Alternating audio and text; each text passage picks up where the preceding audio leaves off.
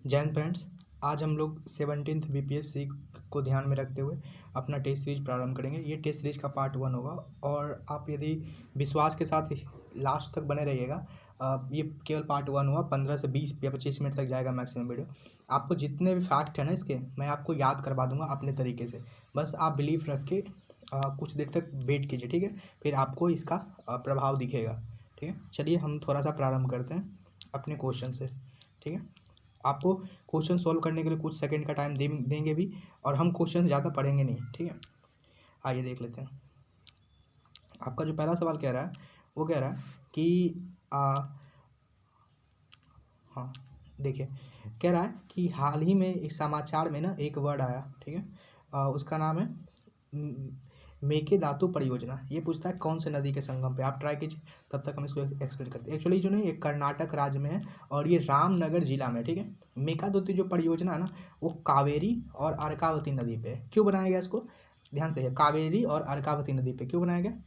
तो इसको बनाया गया ना कि जैसे आपको पता होगा आजकल बेंगलुरु में पानी की क्राइसिस चल रही थी यार, उस आसपास के एरिया में पानी की क्राइसिस, वाटर क्राइसिस का रीजन है। उसको सॉल्व करने का एक तो रीजन है वाटर क्राइसिस को सॉल्व करना मेकादूत परियोजना का। दूसरा है पॉइंट नंबर 2 कि जो 400 मेगावाट जो है बिजली का उत्पादन करना।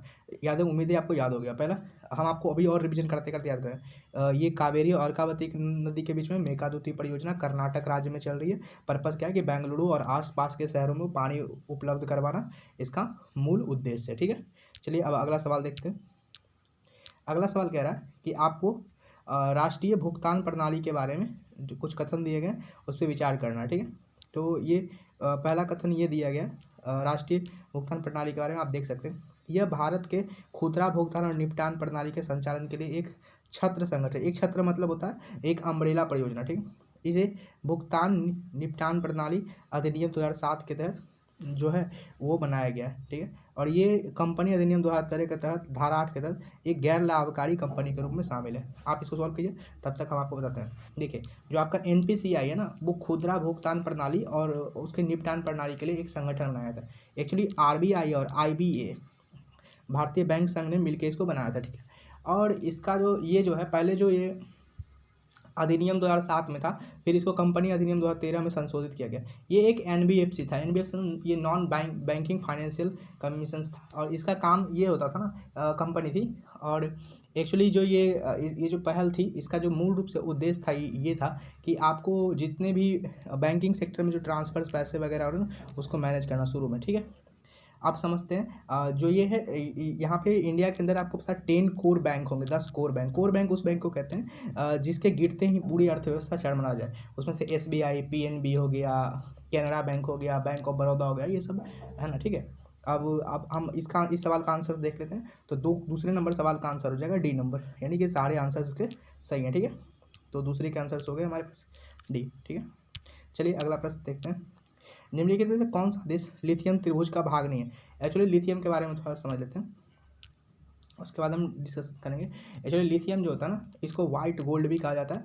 और इसका जो प्राप्त मतलब आपको लिथियम निकालना है, तो उसके लिए एक टेक्नोलॉजी है जिसको ब्राइन पूल को सौर वाष्पीकरण करते हैं। मतलब ब्राइन पूल में उसको डाल के ऐसे वाष्पीकरण करके निकालते हैं। इसलिए लिथियम को निकालने के लिए काफ़ी ज़्यादा पानी की ज़रूरत होती है, ठीक है। इसका उपयोग जो ना वो बैटरी बनाने में होता है। उसके बाद इसी लिथियम का यूज जो है ना, आप बैटरी में कर सकते हैं, थर्मोन्यूक्लियर में कर सकते हो। हाँ, एल्युमिनियम और मैग्नीशियम के साथ मिलाकर मिश्र धातु के रूप में भी लिथियम का यूज किया था, ये बात याद रखिए, ठीक है। भारत में ना कर्नाटक में मानिया जिले है, वहाँ पे लिथियम का भंडार है, ठीक है। और जो लिथियम ट्रायंगल है ना, इसके अंदर चिली, अर्जेंटीना और बोलीविया शामिल है, ठीक है। चिली सब है, अर्जेंटीना है, बोलीविया है, तो पराग्वे इसका आंसर हो गया, ठीक है। यानी ये शामिल नहीं है, बाकी सारे शामिल है। आंसर है आपको ठीक ठाक से समझ में आ गया। और चिली, अर्जेंटीना एंड बोलीविया। आगे देखते हैं, ठीक है। ये बात करते हैं भारतीय, ये जो संस्थान है इरडा, जिसको इरडा बोल रहे हैं, ये भारतीय अक्षय ऊर्जा विकास एजेंसी लिमिटेड है। इसके बारे में हमको कथन पे विचार करना और कौन सा कथन गलत है इसको बताना, ठीक है। ये भारत सरकार की एक मिनी रत्न उद्यम है और ये विद्युत मंत्रालय के प्रशासनिक नियंत्रण के अधीन है, ठीक है। अब आइए हम आपको इसके बारे में एक्सप्लेन करते हैं। एक्चुअली जो इरडा है ना, एक नवरत्न कंपनी का उद्यम है और ये नवीकरणीय ऊर्जा मंत्रालय जो है उसके तहत आता है, ठीक है। और ये काम क्या करता है ना, ये ऊर्जा क्षेत्र के विकास के लिए ना वित्त पोषण करने का काम करता है। मान लीजिए हमको कोई नवीकरणीय ऊर्जा स्रोत का विकास करना, हमको पैसा चाहिए, तो ये कंपनी प्रोवाइड करवाएगी, ठीक है। और कहीं कहीं से वित्त का भी लेन देन करेगी। और इसका जो मोटिव है ना, ठीक है, और ये 1987 में गठित था, और ये एक NBFC है, ठीक है, नॉन बैंकिंग फाइनेंशियल कंपनी है, ठीक है। और इसका पर्पस है कि ऊर्जा क्षेत्र का विकास करना। और ये इसका जो विषय थीम है, एग्जैक्ट थीम है, वो इसका है कि सदैव ऊर्जा, मतलब हमेशा ऑलवेज जो है एनर्जी प्रोवाइड हो सके। तो इस हिसाब से 4 नंबर सवाल का जो आंसर हो गया वो आंसर सी हो गया, ठीक है, सी आंसर, ठीक है। भारत सरकार की मिनी रत्न कंपनी है, ठीक है, रत्न उद्यम है। तो 4 का आंसर सी हो गया। अब आइए देखते हैं 4 का आंसर ठीक। और आइए 5वां नंबर सवाल देखते हैं। अटलांटिक डिक्लेरेशंस के बारे में आपसे सवाल पूछा है। एक्चुअली अटलांटिक डिक्लेरेशन को पहले समझ लेते हैं क्या होता है। एक्चुअली अटलांटिक डिक्लेरेशन जो है वो यूके और यूएस के बीच में है, ठीक है, यूके और यूएस के बीच में। ये क्यों किया गया है? एक्चुअली जो यूनाइटेड किंगडम है और अमेरिका है, जो अपने व्यापारिक हितों को बढ़ावा देने के लिए और 21वीं सेंचुरी में जो भी प्रॉब्लम्स है उसको डील करने के लिए इसने इस पार्टिसिपेशन को करा, ठीक है। इसी को अटलांटिक डिक्लेरेशन कहते हैं। और हाँ, ध्यान रहे ये जो है बनाया तो गया था इकोनॉमिक पर्पस से, बट इसमें ये रक्षा का भी देख लेते हैं, साइंस एंड टेक्नोलॉजी, इनोवेशंस और हेल्थ, इन बाकी चीज़ों को ही मैटर को भी डील करते हैं अपने इसके कारण। और इसका मूल मकसद है ना कि जो अभी जैसे जिस तरीके से ग्लोबल लेवल पे चेंजेस आ रहे हैं उसको डील करने के लिए, तो ये क्या है ना, इसका काम है कि ये भी देखते हैं कि जो सप्लाई चेन है वो डिस्टर्ब ना हो, क्योंकि अभी तो आपको पता है काफ़ी वॉर हो रही है। तो आइए अब इससे संबंधित जो है एक और प्रश्न देख लेते हैं। कहता है ये संयुक्त राज्य अमेरिका और यूरोपियन संघ के 21वीं सदी के जितने प्रॉब्लम्स है उसको डील करने के लिए एक घोषणा की गई, सही बात है। और ये डिक्लेरेशन जो है आघात सह विविध और सुरक्षित आपूर्ति श्रृंखला को बनाए केंद्रित रणनीति पर काम करती है, ठीक है। तो 5 का आंसर जो हो गया वो इस हिसाब से जो आंसर हो गया कौन सा सही है, तो 5 का आंसर हो गया बी नंबर, ठीक है। चलिए अब आगे देखते हैं। 5 का आंसर हो गया बी, ठीक है। अब 6ठा नंबर सवाल देखते हैं। कह रहा है भारत और निम्नलिखित में से कौन से देश ने एक ओवेरियन का आयोजन किया। एक्चुअली जो एक ओवेरियन है ना वो भारतीय और मालदीव की जो सेना है ना उसने साथ में करा। ये क्या है, एक ओवेरियन जो है ये एंटी टेररिज्म एक्टिविटी को काउंटर बैलेंस करने के लिए करा गया, ठीक है। और इसका 12th संस्करण था जो उत्तराखंड के चौबतिया जिले में इसका किया गया था, ठीक है। तो भारत और मालदीव, ठीक है। उम्मीद है आपको समझ में आ गया होगा। आइए हाँ 7 नंबर सवाल देखते हैं। कह रहा है ये जो हाल ही में ये फतह नामक हाइपरसोनिक मिसाइल किसने करा। एक्चुअली ईरान जो है ना वो अपना फतह नाम का हाइपरसोनिक मिसाइल का जो है परीक्षण कर लिया। और ये जो हाइपरसोनिक मिसाइल होता है इसका जो रेंज है 1400 किलोमीटर इसका रेंज है। और ये जो है कम से कम ये जो है हाइपरसोनिक मिसाइल उसको कहते हैं। 3 तरह के मिसाइल, सबसोनिक, सुपरसोनिक और हाइपरसोनिक। तो ये जो है 5 मैक से प्लस स्पीड पे चलता है, ठीक। तो इसका जो मतलब कि जो परीक्षण है वो ईरान ने किया, ठीक है। उम्मीद है आपको समझ में आ रहा है। चलिए आप एक सिंपल रिवीजन कर लेते हैं फिर से। देखिए जो ये मेका धातु है तभी आपको याद हो पाएगा, नहीं तो ऐसे तो आप भी लगा सकते हैं। देखिए मेका धातु परियोजना के बारे में भी समझ लीजिए। ये जो है कर्नाटक राज्य ने लॉन्च करा। किस लिए भैया? क्योंकि जो आपका बेंगलुरु और बाकी शहर है उसको डील करना है, पानी की समस्या को निपटाना है, अर्कावती और कावेरी नदी के संगम पे, ठीक है। NPCI के बारे में समझ लेते हैं। NPCI क्या है? ये खुदरा भुगतान और निपटान संगठन है। RBI और IBA का ये संगठित रूप है। ये इसको कंपनी अधिनियम 2013 के तहत गैर लाभकारी बनाया गया, ठीक है। आगे देखते हैं जो अगला था हमारा लिथियम बैटरी के बारे में था। हाँ लिथियम, एक्चुअली लिथियम जो है उसका बैटरी बनाने में यूज होता है। और चिली, अर्जेंटीना और बोलीविया को लिथियम ट्रायंगल कहा था, पराग भी उसमें शामिल नहीं है। उम्मीद है आपको याद हो गया। चौथा देखिए ये जो इरडा है यानी भारतीय ऊर्जा एजेंसी है, ये एक NBFC कंपनी थी। इसका मकसद है कि ये जो है ऊर्जा के क्षेत्र में, नवीकरणीय ऊर्जा के क्षेत्र में बढ़ावा देने के लिए रिसर्च वगैरह पैसा वैसा देता है, ठीक है। और ऊर्जा क्षेत्र के विकास के लिए वित्त भी देता है। इसका वाक्य है, मतलब ये इसका जो वाक्य है वो है कि सदैव आपको ऊर्जा मिलती रहे, ठीक है। 5वां नंबर जो सवाल हमने जस्ट डिस्कस किया था, अटलांटिक डिक्लेरेशन के बारे में बात किया था। तो अटलांटिक डिक्लेरेशन UK और USA के बीच में ठीक है। ये अमेरिका और इसके बीच में ये 21वीं सदी के जितने भी प्रॉब्लम्स आने वाले उसे डील करने के लिए, और ये मुख्य रूप से जो था वो शुरुआती दौर में एक जो था व्यापार को बढ़ाने के लिए था, और इसका मूल उद्देश्य कि आपूर्ति श्रृंखला हमेशा बनी रहे, ठीक है। और ये बाकी भी आने वाले प्रॉब्लम्स को डील करेगा, ठीक है। और देखिए इक्विबेरियन जो है, इक्विबेरियन के बारे में भी जस्ट मैंने पढ़ा। इक्विबेरियन जो है भारत और मालदीव के बीच में हुआ। ये एंटी टेररिज्म एक्टिविटी को प्रमोट करने के लिए एक काउंटर है। ये कहाँ हुआ? अभी उत्तराखंड में हुआ। इसका कौन सा संस्करण था? ये आप एक बार देख लीजिएगा ध्यान से। इसका जो ये संस्करण था आई थिंक 12वां संस्करण था, ठीक है, जो उत्तराखंड के चौबतिया जिले में हुआ था, ठीक है। अब आगे देखते हैं, चलिए आइए। फतह नाम का जो मिसाइल है आपको पता है, ये लॉन्च करा है ईरान ने, ठीक है, ईरान ने। और ये एक सुपरसोनिक मिसाइल है जो 5 मैक प्लस के स्पीड पे चलता है। 1400 किलोमीटर तक इसकी रेंज है, ठीक है। आगे देखिए। अब देखिए भारत में जो है पूछ रहा है पहले अंतर्राष्ट्रीय क्रूज पोत का नाम क्या है? तो इसका नाम है MV एक्सप्रेस। एक्चुअली क्रूज पोत क्या होता है इसका कारण समझते हैं ठीक से। जो आपका क्रूज पोत है ना, ये जो है चेन्नई से श्रीलंका के लिए इसका रवाना होता है। और इसका मकसद है कि आप जो है मतलब जो पानी वाला जहाज होता है उसके थ्रू आप पर्यटन को बढ़ावा दीजिए, व्यापार को बढ़ाइए, इसके लिए, ठीक है। और ये श्रीलंका के 3 बंदरगाह जो है ना, तीन जो वहाँ के बंदरगाह हैं, जैसे हम्बनटोटा हो गया, त्रिकोणमाली हो गया, और कांकेसुती हो गया। इस 3 जगह पे ये गया हुआ है, ठीक। एक्चुअली MV एक्सप्रेस का समझिए, एक तो समुद्री पर्यटन बढ़ाना, समुद्री व्यापार को बढ़ावा देना, इसके लिए लॉन्च करेगा। अगला है पोषण ट्रैक के बारे में समझते हैं। एक्चुअली जो आपका ये पोषण ट्रैक है, ये जो आपका लॉन्च करा है वो है स्वास्थ्य एवं परिवार कल्याण मंत्रालय, महिला एवं बाल विकास मंत्रालय ने इसको लॉन्च करा, ठीक है। एक्चुअली पोषण ट्रैक का मकसद ये है ना कि आंगनबाड़ी में जो भी वर्कर्स है ना आपके पास, उसको ट्रैक करना, उसको कोई हेल्प चाहिए तो प्रोवाइड करना है ना, ये तमाम चीज़ें जो उसके लिए इसको लॉन्च करा गया, ठीक है। अगला है 10 नंबर से बात देते हैं MQ-9B रॉकेट के ड्रोन सिस्टम के बारे में। एक्चुअली भारत ने इसे अमेरिका से खरीदा, ठीक है। एक्चुअली ये जो रॉकेट है ना, सॉरी ये जो ड्रोन है ना, ये जो ड्रोन है आपको इसका काम है ना, एक्चुअली ये ना बहुत ऊंचाई पे उड़ता है, यानी आई थिंक ये जो इसकी जो हाइट है, जितनी हाइट पे ये उड़ता है ना, वहाँ से आप आराम से नज़र रख सकते हैं, ठीक है। और ये खुद हमलावर भी है, और ये ऑटोमेटिक है, यानी खुद से उड़ भी सकता है, खुद से नीचे आ भी सकता है, यानी ये 2 चीज़। अब इसके 2 वेरिएंट थे, जो ये आपका है AQ, ये जो था ना ये MQ-9B, इसके 2 थे, ठीक है। ये एक था, इसको बोलते हैं स्काई गार्जियन और सी गार्जियन। तो सी गार्जियन भारत ने 2020 में पहले ही खरीद लिया, स्काई गार्जियन की डिलीवरी अब होगी जाके, ठीक है। तो आपको समझ में आ गया ये जो रॉकेट के बारे में मैंने आपको बताया उसके बारे में, ठीक है। और हाँ, इसकी ये 400 फीट की हाइट पे उड़ सकता है और 40 घंटे तक लगातार उड़ने की क्षमता रखता है। कौन? MQ-9B। कहाँ से लिया गया? USA से लिया गया, ठीक है। चलिए उम्मीद है 10 क्वेश्चन फिर से एक बार रिविजन कर लेते जल्दी से, ताकि देख ले। देखिए मेघदूत परियोजना के बारे में बताया था, कावेरी और अर्कावती नदी पे। देखिए आपको याद करना ज़्यादा ज़रूरी है, ये टेस्ट तो आप खुद भी लगा सकते हैं, लेकिन मैं आपको याद करवा दूंगा अच्छे से, आप बस मेरे पीछे पीछे बोलते चलेगा। कावेरी और अर्कावती नदी पे है प्रॉब्लम्स, किस कर्नाटक सरकार ने शुरू किया प्रॉब्लम, बेंगलुरु और आसपास के शहर के पानी की समस्या को डील करना, ठीक है। NPCI के बारे में बताया, ये एक्चुअली खुदरा भुगतान और निपटान प्रणाली है।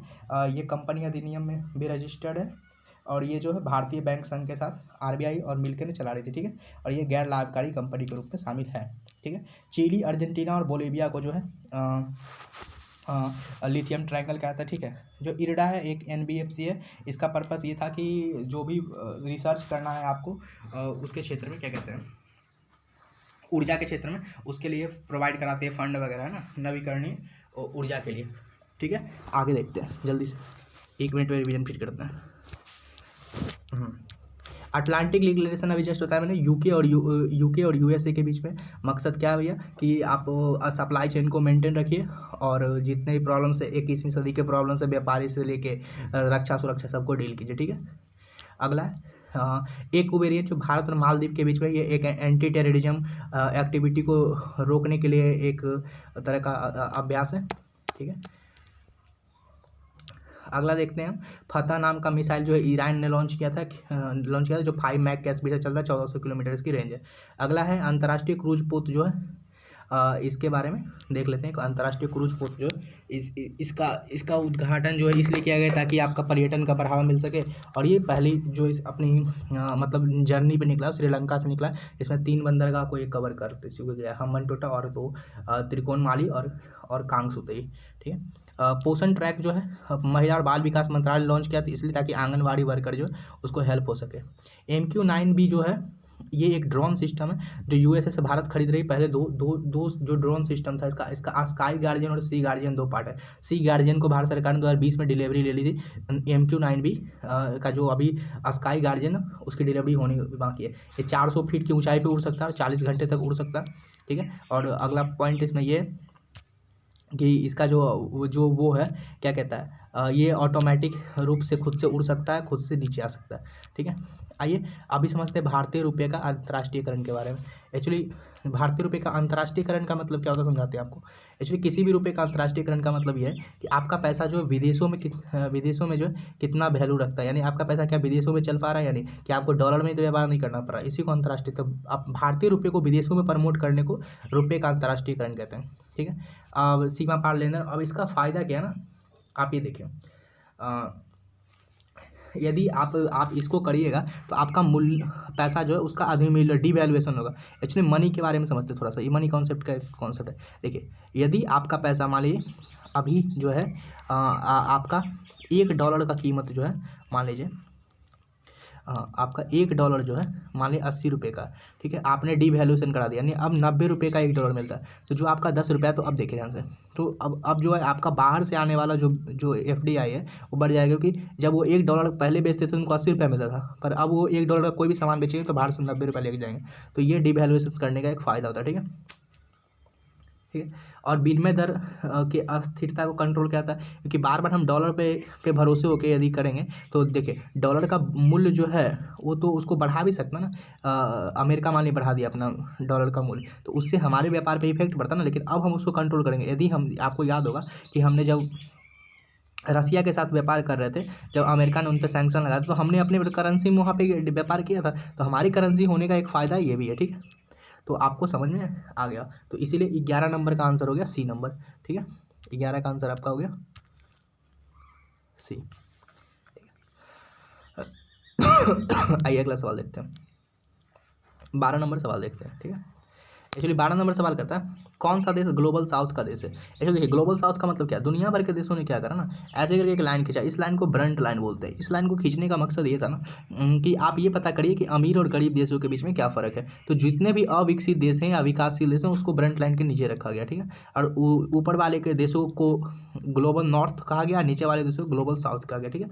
तो जो ब्रंट लाइन ना, इसमें मूल रूप से अफ्रीका के देश, एशिया के देश और लैटिन अमेरिका के देश आते हैं, ठीक है। अब ग्लोबल नॉर्थ में याद रखिए उत्तरी अमेरिका आता है, यूरोप आता है और ओशिनिया, यानी कि ऑस्ट्रेलिया जो है देखने में तो सदर्न हेमिस्फीयर में, लेकिन वो ब्रंट लाइन के हिसाब से साउथ में आता है, ठीक है, याद रखिए। तो इसका 12 का आंसर जो हो जाएगा वो D नंबर हो जाएगा। हाँ, ग्लोबल साउथ का हिस्सा नहीं है तो ये D, ऑस्ट्रेलिया नहीं है, ठीक है। और बाकी ये सब है, ठीक है। उम्मीद है आपको समझ में अच्छे से आ रहा होगा, ठीक है। हम अभी आपको जस्ट याद करें। अब हम समझते हैं राष्ट्रीय मानवाधिकार आयोग के बारे में। पूछ रहा है कौन सा कथन सही है, ठीक है। तो आपको पता होना चाहिए, देखिए आपका जो मानवाधिकार आयोग है ना, हाँ एक सेकंड समझते हैं। आपका जो ये मानवाधिकार आयोग है वो एक्चुअली करता क्या, ये जो मानवाधिकार आयोग है ना वो एक वैधानिक निकाय है और 1993 में इसकी स्थापना हुई थी, ठीक है। इसका मकसद था ना कि जो आपका पेरिस का जो सिद्धांत है ना, पेरिस में जो आपने सिद्धांत दिया गया था उसको प्राप्ति करने के लिए आपने मानवाधिकार आयोग का गठन किया था, ठीक है। और आगे समझते हैं।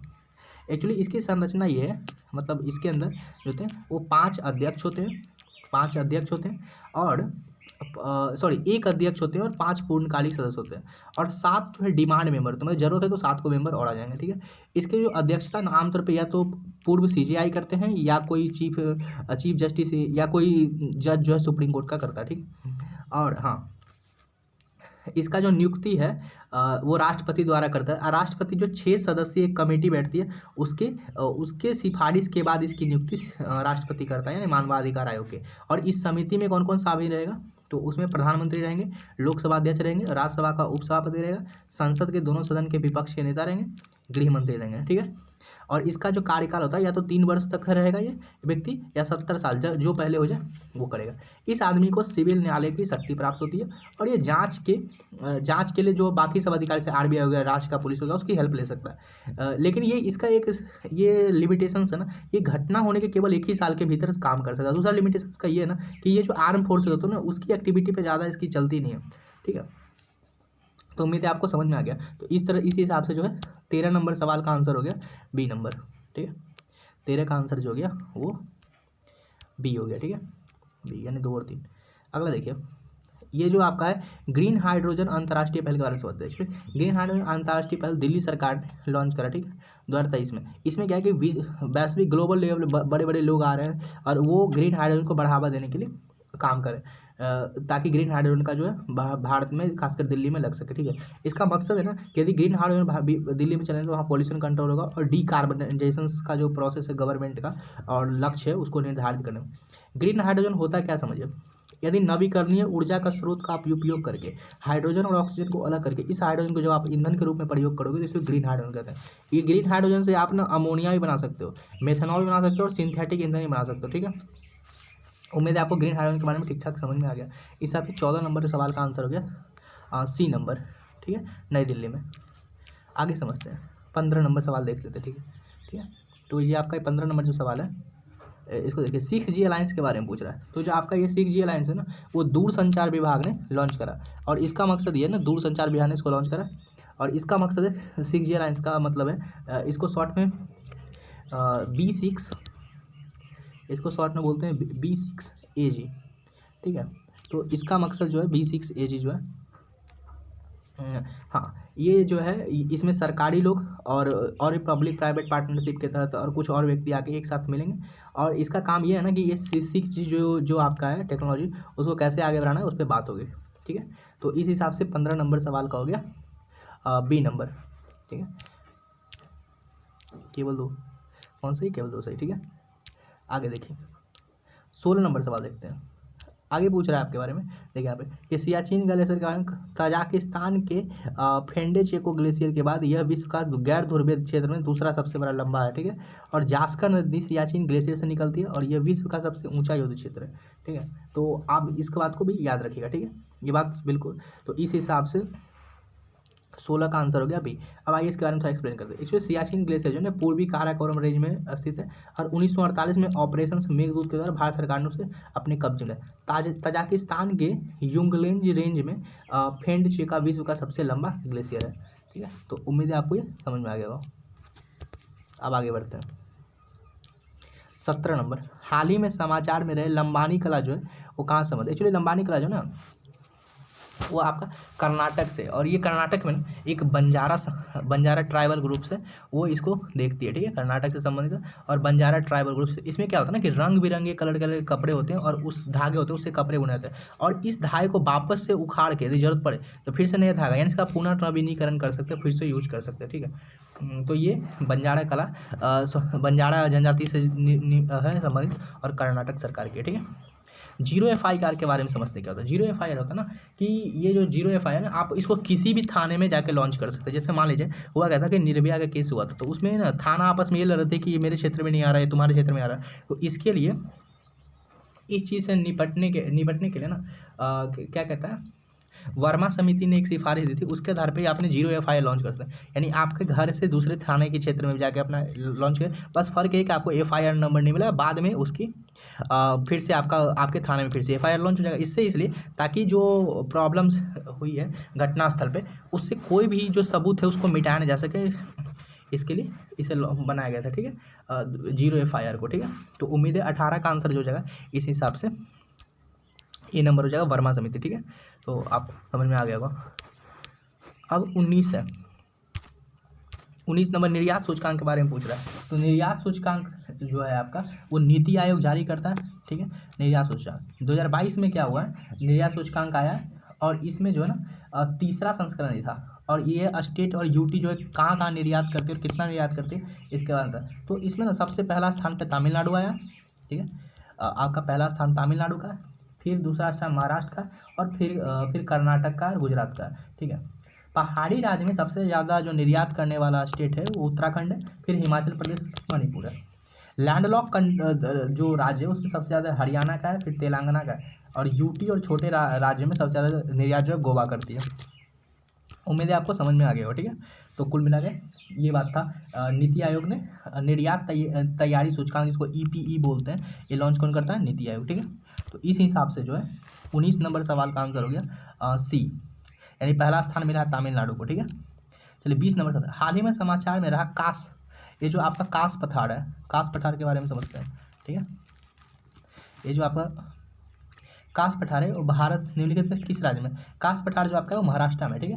और इसके बारे में थोड़ा समझते हैं। एक्चुअली कास पठार को ना महाराष्ट्र के फूलों की घाटी भी कहते हैं। यहाँ पे तितली और अन्य ये बायोडाइवर्सिटी रूप से काफ़ी इंपॉर्टेंट है, और इसको ना ये कास पठार को ना यूनेस्को ने जो है प्राकृतिक विरासत घोषित किया, ठीक है। कास पठार के बारे में समझ आती है, इसका आंसर आपको बचा है महाराष्ट्र, ठीक है।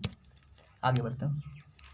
अगला सवाल है कि बिहार शतरंज संघ द्वारा आयोजित अंडर 11 बालिका में शतरंज चैंपियनशिप जो है किसने जीता था? तो उसका नाम था, ये मोहिनी नाम की एक लड़की थी, उसने जीता था, अच्छा, ठीक है। तो ये सारण जिले की है और छपरा की रहने वाली, अब ये शतरंज सारण जिले में छपरा की रहने वाली है, और ये बिहार शतरंज संघ ने की आयोजित स्टेट ऑफ द अंडर 11 बालिका शतरंज में चैंपियनशिप का खिताब जीता था, ठीक है। उम्मीद है आपको ये 21 सवाल क्लियर होंगे। अभी थोड़ा और आगे बढ़ते हैं, फिर आपको रिवीजन करवाते हैं। चलिए फिर से रिवीजन पहले करवाते हैं ताकि आपको जल्दी से याद हो जाए।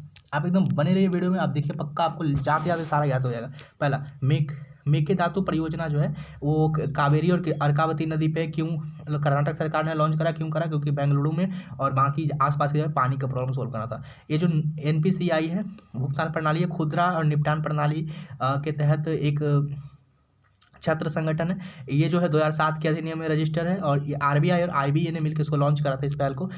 और ये जो ठीक है लॉन्च करा था, ठीक है। और ये गैर लाभकारी भी है। अगला है लिथियम त्रिभुज के अंदर चिली, अर्जेंटीना और बोलिविया आता है।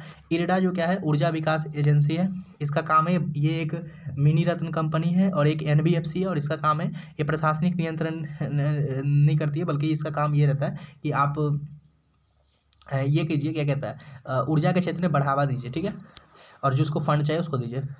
अटलांटिक डिक्लेरेशन UK और USA के बीच में ये एक व्यापारिक साझेदारी आपूर्ति श्रृंखला मेंटेन करने के लिए है, ठीक है। अगला हमने बताया था ये कुबेरियन जो भारत और मालदीव के बीच में है, और ये एंटी टेररिज्म एक्टिविटी को डिबंक करने के लिए, डिरेल करने के लिए काम करते हैं, और ये उसका जो उत्तराखंड में हाल ही इसका एक वो हुआ है, क्या कहता है, अभ्यास। फतह जो है ईरान ने लॉन्च करा था, ये 5 मैक के स्पीड से चलता है, 5 मैक प्लस के स्पीड से चलता है, हाइपरसोनिक मिसाइल है, और ये जो है 1400 किलोमीटर मारक क्षमता रखता है। ये अंतर्राष्ट्रीय क्रूज पोत है, जिसका मकसद ये है कि कैसे तरह समुद्री पर्यटन को बढ़ावा दिया जाए, और ये MV एक्सप्रेस नाम का एक किया गया लॉन्च, ठीक है, जो पहला यात्रा जो है चेन्नई से लेके अपने ये श्रीलंका तक किया, ठीक है। पोषण ट्रैकर जो एप्लीकेशन है वो महिला और बाल विकास मंत्रालय ने लॉन्च करा है। क्यों लॉन्च करा है आपको बताया था जस्ट मैंने, वो इसलिए पोषण ट्रैकर को लॉन्च किया गया ताकि आंगनवाड़ी वर्कर्स को जो भी सुविधाएं प्रोवाइड कराया जा सके, करवाए और ट्रैक किया जा सके, ताकि सरकार तक उसकी कनेक्टिविटी। MQ-9 भी जो ड्रोन सिस्टम है वो भारत सरकार के रक्षा मंत्रालय ने खरीदा है, किससे? USA से।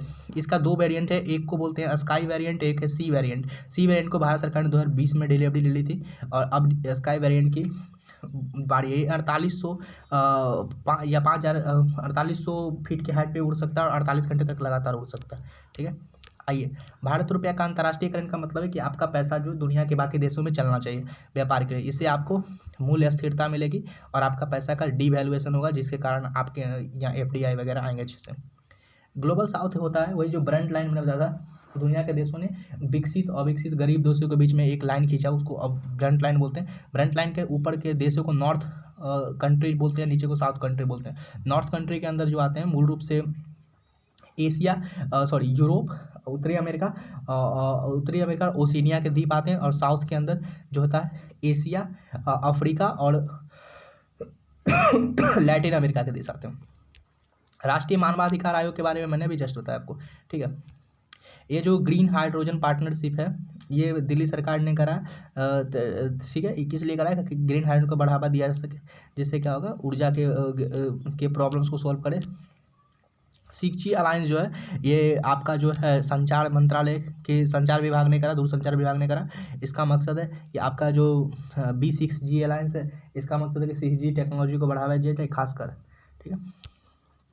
सियाचिन ग्लेशियर की बात करते हैं तो ये दुनिया का सबसे दूसरा लंबा गैर ध्रुवीय क्षेत्र का पहला जो है तायासिकांत का फेंडचेको विश्व का सबसे बड़ा युद्ध क्षेत्र। लंबानी कला। आइए दोस्तों हम 21 नंबर सवाल से देखते हैं। उम्मीद है आपको अच्छे से याद हो रहा होगा, मैं आपको याद करवाता हूँ। चलो मैंने वादा किया था वैसा, आप बस ध्यान से बने रहिएगा, ठीक है। 21 नंबर सवाल कह रहा है कि बिहार शतरंज संघ द्वारा आयोजित बिहार अंडर 11 बालिका में कौन चैंपियनशिप जीता, तो उसका नाम था मोहिनी। मैं इसका सवाल का डिस्कस कर चुका हूँ पहले भी, ठीक है। अब आइए हम 22 नंबर सवाल से देखते हैं। 22 नंबर सवाल कह रहा है कि बिहार रत्न सम्मान किसको दिया गया, तो इसका आंसर है हाँ ये जो है ये सोनी चौधरी। एक्चुअली सोनी चौधरी है ना, वो एक मैथिली गायिका है, ठीक है। और इनको जो है बिहार रत्न सम्मान दिया गया। इनको संगीत रत्न सम्मान भी दिया गया और सुर मधुकर सम्मान भी दोनों दिया गया, ठीक है। तो ये सोनी चौधरी, ठीक है। अगला देखते हैं 23 नंबर सवाल। एक्चुअली पूछ रहा है कि सबसे बड़ा ब्लड बैंक कहाँ लगेगा, तो ये मुजफ्फरपुर में जो है बिहार का मुजफ्फरपुर में बिहार का सबसे बड़ा ब्लड बैंक लगेगा कहाँ पे, मुजफ्फरपुर में, ठीक है। इसका आंसर आपको मिल गया। वो कह रहा है ये जो लखीसराय में एक जिला है, लखीसराय में क्या ना एक क्यूल नदी पे एक बना हुआ पुल है, वहीं पे उस बालू का खुदाई हो रहा था, मतलब नदी के किनारे।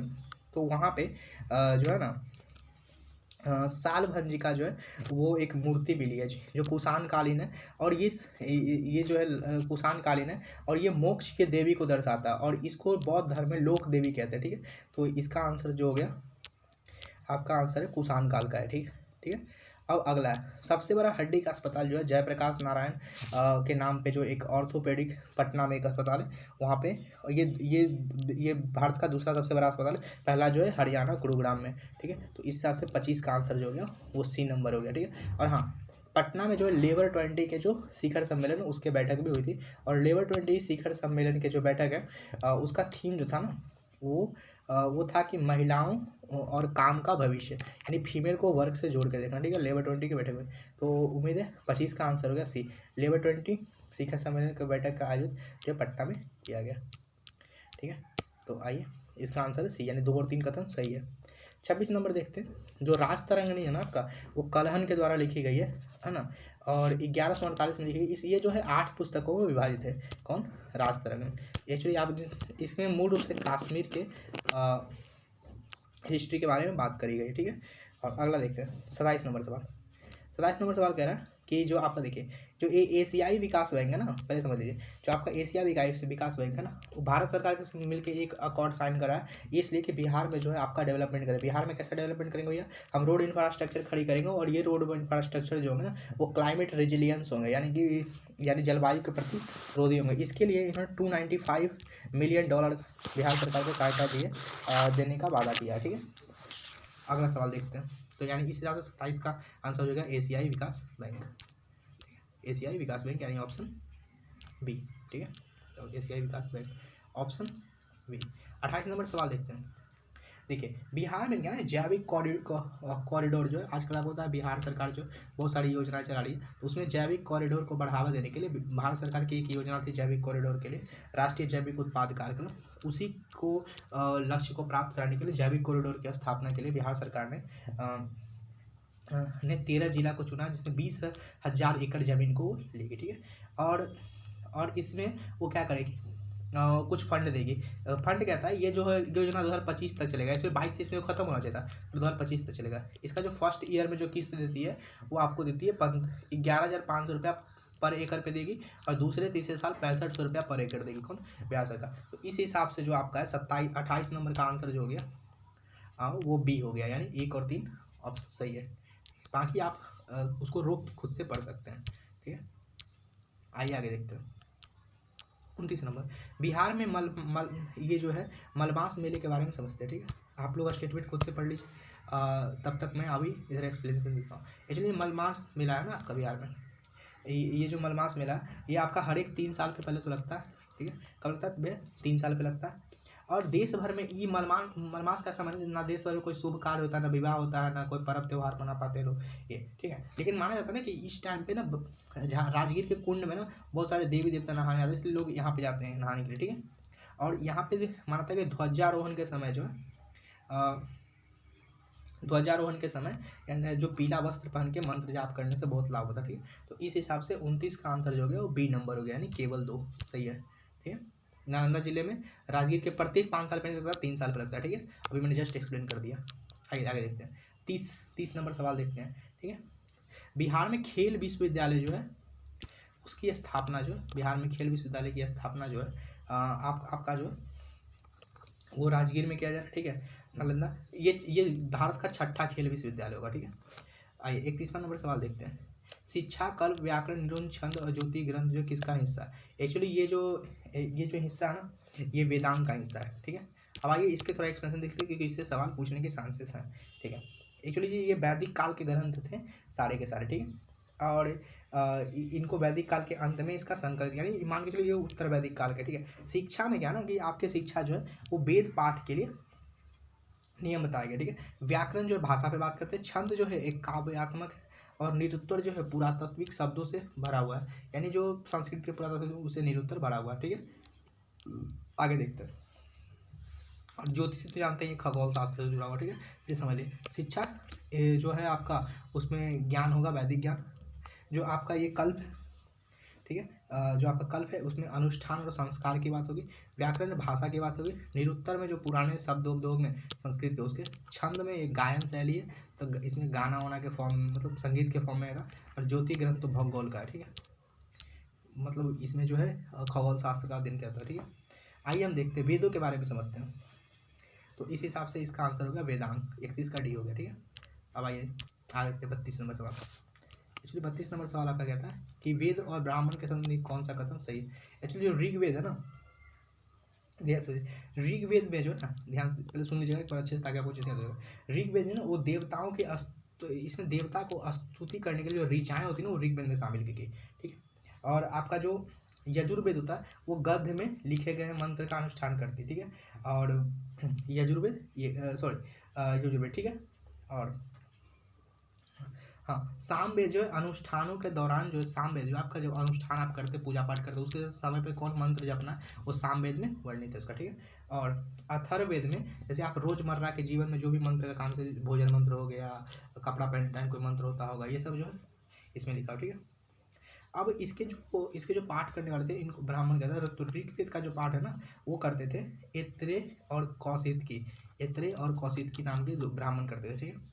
यजुर्वेद के लिए तैत्तरीय और सतपथ 2 ब्राह्मण थे, सतपथ और तैत्तरीय। सामवेद के लिए जो है जैमिनी और छंदोग्य और अर्थवेद के लिए गोपथ, ठीक है। उम्मीद है आपको समझ, फिर से याद कर लेते हैं। ऋग्वेद के लिए तैत्तरीय और सतपथ, सामवेद के लिए जैमिनी और छंदोग, अर्थवेद के लिए गोपथ और ऋग्वेद के लिए ऐत्रेय और कौशिकी, ठीक है। उम्मीद है आपको याद हो गया ठीक से।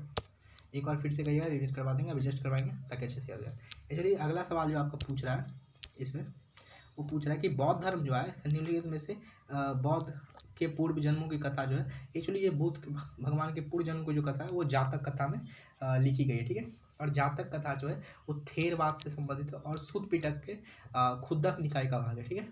तो ये जो है खुद्दक निकाय का भाग है, सूत पिटक के पार्ट है, ठीक है। जातक कथा में क्या है, मोरल कहानियाँ हैं जो मतलब नैतिक कहानियाँ जो बुद्ध के पुनर्जन्म से संबंधित है, ठीक है। तो ये आपको उम्मीद है समझ में आ गया। आगे अगला सवाल देखते हैं, मेगास्थनीज के बारे में समझते हैं, ठीक है। एक्चुअली जो मेगास्थनीज है ना आपका वो आया था सेल्यूकस निकेटर के दरबार से। एक यूनानी था, यात्री था, और ये आया था 320 BC में आया था। चंद्रगुप्त मौर्य के दरबार में आया था, ये गलत हो गया, ठीक है। चंद्रगुप्त मौर्य के दरबार में आया था और इसने इंडिका की रचना करी थी, ठीक है। आइए ये समझते हैं, ये कुछ फाइयान है वेंसान, और इधर देख लीजिए अल मसूदी और इवन उत्तरा किसके शासन काल में आया था, इससे पूछ रहा है। आइए हम इसको एक्सप्लेन कर दूँ थोड़ा ठीक से ताकि आप थोड़ा वीडियो रोक के भी सॉल्व कर सकते हैं। आइए हम थोड़ा एक्सप्लेन करते हैं, आप सुन लीजिएगा ध्यान से। एक्चुअली जो आपका ये फाहियान है ना, फाहियान फाहियान जो है वो एक चीनी यात्री था जो गुप्त शासनकाल में चंद्रगुप्त द्वितीय के दरबार में 5 AD में आया था, 5वीं इस ईस्वी में आया था, ठीक है। फिर वेनसांग जो है वो चीनी यात्री है और वो 7th AD में आया था हर्षवर्धन के काल में, वेनसांग, ठीक है। फिर अल मसूदी जो है अल मसूदी जो है वो अरब का था और ये प्रतिहार वंश गुर्जर प्रतिहार के शासनकाल में आया था, ठीक है। और अगला है इबन बतूता, ये मोरक्को से आया था और तुगलक वंश के शासनकाल में 11th AD में आया था।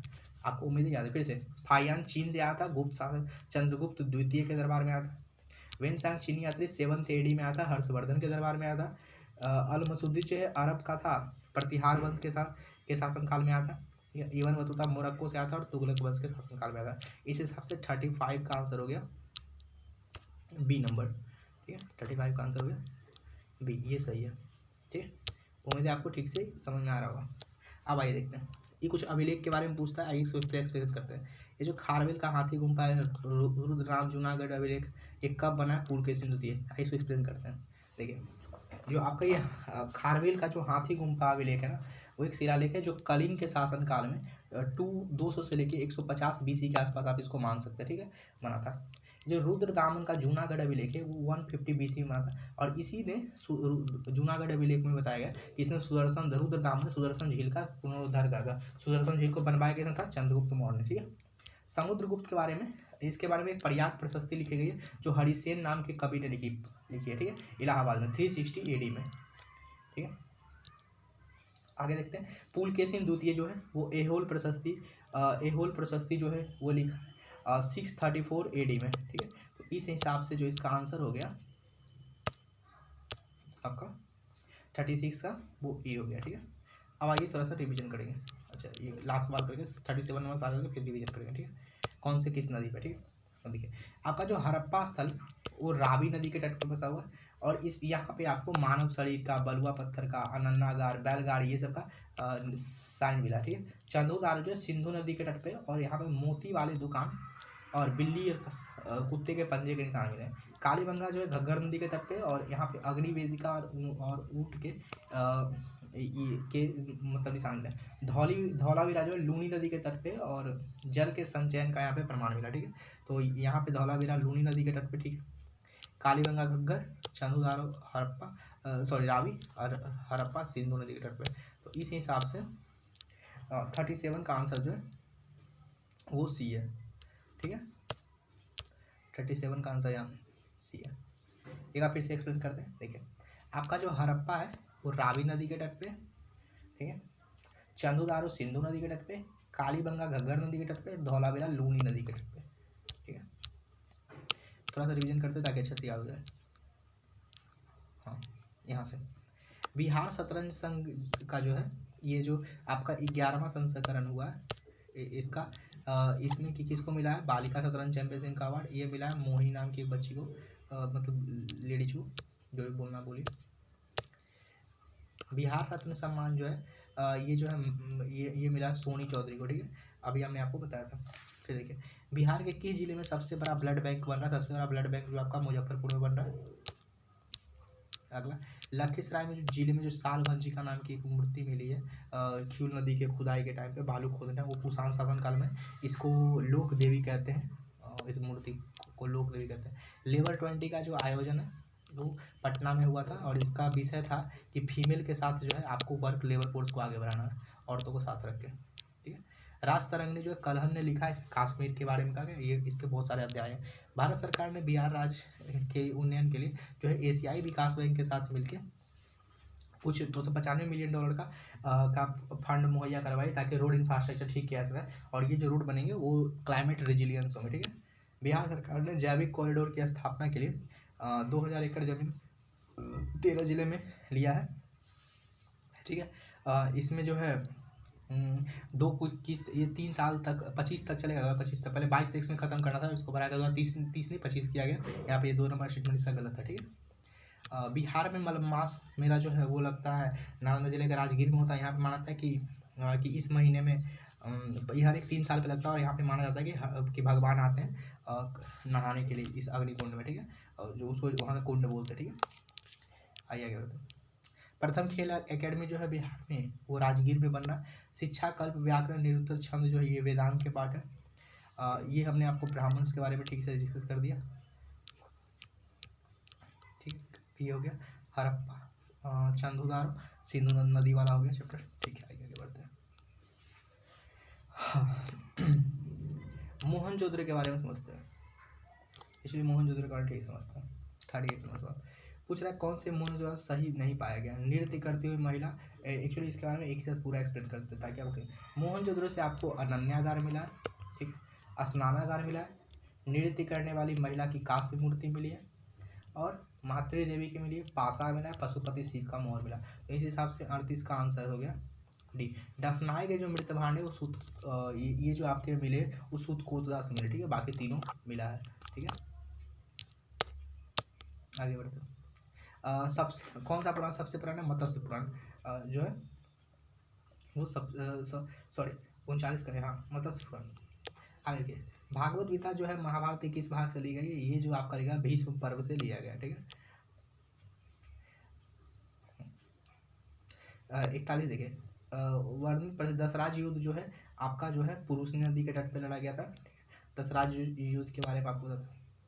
दसराज युद्ध जो आपका पुरुष नदी के तट पे लड़ा गया था। ऋग्वेद में इसकी चर्चा है। राजा सुदान के नेतृत्व में जो भरत नाम का एक कबीला लड़ रहा था पुरुष नदी के तट पे, ठीक है। उम्मीद है आपको समझ आए। 42 नंबर सवाल देखिए, ठीक है। इसमें महाभिष्म निर्माण, धर्मचक्र परिवर्तन और महापरिणाम निर्माण के बारे में पूछा है, ठीक है। आइए आपको इसको हम एक्सप्लेन करते हैं ठीक से। एक्चुअली जो आपका ना निर्वाण का मतलब होता है बौद्ध धर्म के अंदर कि आपका निर्वाण का मतलब आपको ज्ञान प्राप्त हुआ कि नहीं, उसी को बौद्ध धर्म में निर्वाण कहते हैं, ठीक है। तो जो आपका धर्म चक्र परिवर्तन है ना, ये पहला जो उपदेश महात्मा बुद्ध ने दिया था सारनाथ में, उसी को धर्म चक्र परिवर्तन कहते हैं। इसी में उन्होंने अष्टांगिक मार्ग और 4 आर्य सत्य के बारे में बात करा था। कब? सॉरी धर्मचक्र परिवर्तन में, ठीक है। अगला महावीर निष्क्रमण, जब वो ग्रेट गोइंग पाथ वो है, जब वो घर से पहली बार निकले थे, गृह त्याग किए थे, उसको 29 वर्ष की आयु में। महापरिनिर्वाण तब है जब वो 80 वर्ष की आयु में उनकी मृत्यु हो गई थी कुशीनगर में, उसको महापरिनिर्वाण कहते हैं, ठीक है। और अगला है ठीक है, हो गया। तो इस हिसाब से 42 का जो आंसर होगा वो आंसर डी होगा, ठीक है। 42 का आंसर क्या होगा? डी। अब आइए हम आगे बढ़ते हैं, 43 के बारे में देखते हैं।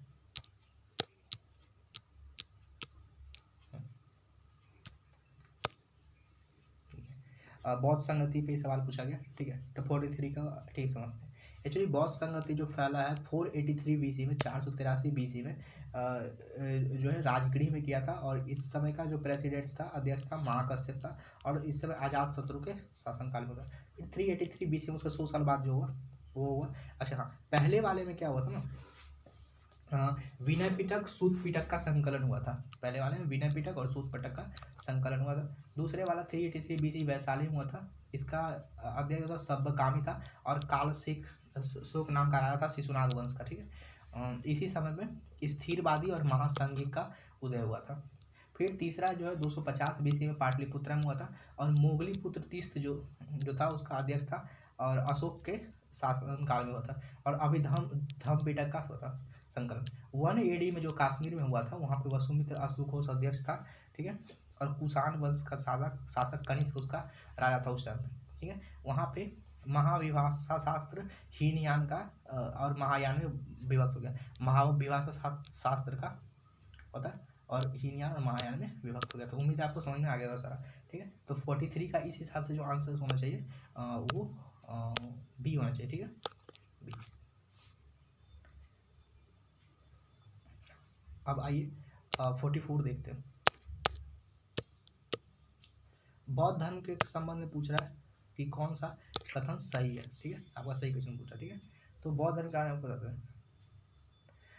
तो इसमें पूछ रहा है सूत पिटक बौद्ध धर्म की मठवासी संहिता है।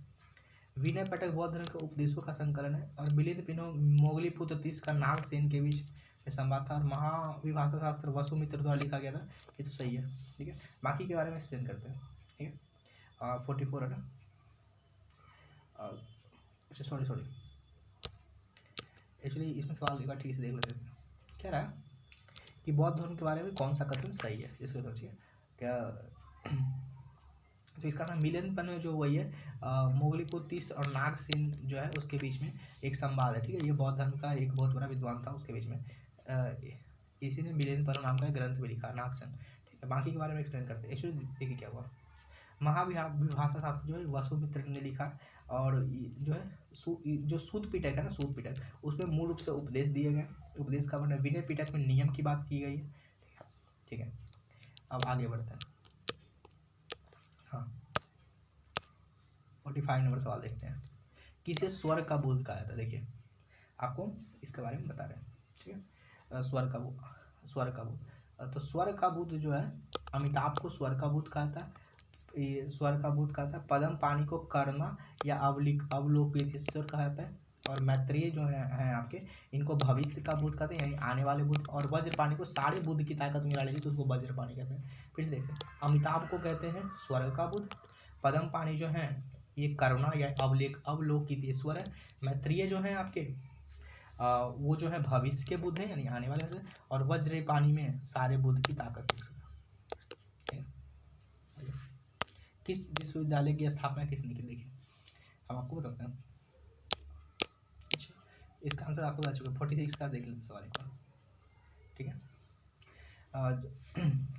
जो आपका नालंदा विश्वविद्यालय ना, ठीक है, नालंदा विश्वविद्यालय जो विश्वविद्यालय, वो गुप्त वंश के शासक जो है कुमारगुप्त ने इसकी स्थापना करी थी, ठीक है। इसको शक्ति द्वितीय भी कहते हैं, ठीक है। अगला जो है विक्रमशिला जो विश्वविद्यालय है, वो जो विक्रमशिला विश्वविद्यालय, वो धर्मपाल ने इसका स्थापना करा था। ये फिर है क्या, वल्लभी विश्वविद्यालय जो है, ये वल्लभी विश्वविद्यालय की जो स्थापना हुई थी, वो मैत्रक वंश के शासक भट्टारक, ठीक है, भट्टारक है ना, इसने वल्लभी की करी थी, ठीक है। और अगला जो है ये अगला क्या था, हाँ, जगदल। ये जगदल जो है एक्चुअली इसकी स्थापना जो है, जगदल की स्थापना जो है जो ये बंगाल, उत्तरी बंगाल जो कि आज बांग्लादेश चला गया, वहाँ पे हुआ था। और इसकी स्थापना पाल राजा रामपाल ने की थी 1 AD में, ठीक है। तो आपको इस हिसाब से सारे क्लियर हो गए, ठीक है। तो 46 का इस हिसाब से जो आंसर होना चाहिए, तो 46 का जो आंसर होना चाहिए वो A नंबर होना चाहिए, ठीक है। ये सही आंसर है, ठीक है।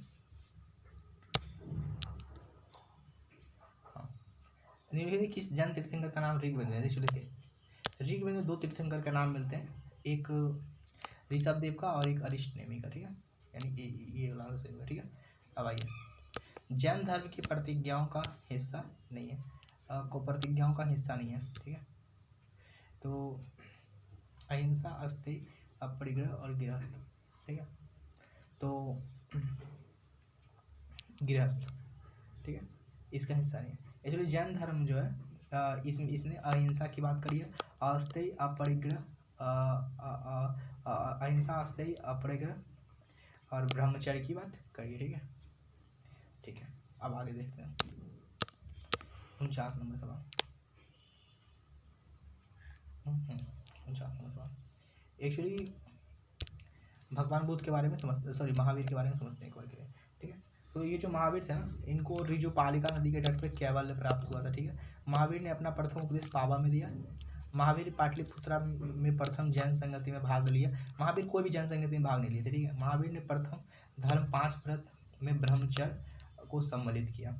अब आइए इस कारण से हाँ, एक्चुअली भगवान जो महावीर थे उनका जन्म जो है कुंडल ग्राम में हुआ था, ठीक है। और वो जो थे इक्ष्वाकु वंश के थे। उन्होंने अपना पहला उपदेश जो है पावापुरी में दिया था, ठीक है। और पावापुरी में जो शिष्य थे ना, उनको गंधर कहा गया, गंधर पहले शिष्य उनको गंधर कहा गया, ठीक है। और आगे देखें, जैन धर्म में ना 12 अंग और प्लस 12 उपांग है, ठीक है। और आगे देखते हैं संकलन, और इसका दो हुआ, ठीक है। इसका जो पहला संगति हुआ ना, उसकी अध्यक्षता स्थूलभद्र ने करी, जो कि और दूसरा संगति जो है इसका जो है वो वल्लभी में हुआ। और इसके जो है वल्लभी जो गुजरात में पड़ता है वहाँ पे, और देवधीश्रमा नाम का एक व्यक्ति था, उसने से कर दिया। और जैन धर्म में अनेकांतवाद का सिद्धांत दिया। अनेकांतवाद जो है इधर फिलोसफी के स्यादवाद के इक्विवेलेंट है, ठीक है। तो उम्मीद है आपको समझ में आए। इस हिसाब से 49 का आंसर हो गया C नंबर, ठीक है। 49 का आंसर हो गया C।